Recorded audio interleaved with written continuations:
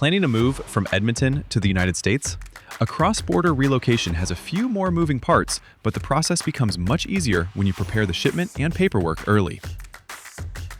An Edmonton to USA household move typically costs around $4,200 to $7,600. The final price depends heavily on your destination, shipment size, service level, and customs requirements. Moving to Montana is very different from relocating to Texas or Florida. The longer the route, the more transportation time, fuel, labor, and scheduling can influence your estimate. Your mover will need a clear inventory of everything crossing the border. Identify furniture, appliances, electronics, valuable belongings, and anything that may need special handling or additional documentation.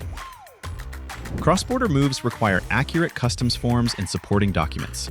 Your mover should explain what's required and help you prepare the shipment correctly before the truck leaves Edmonton.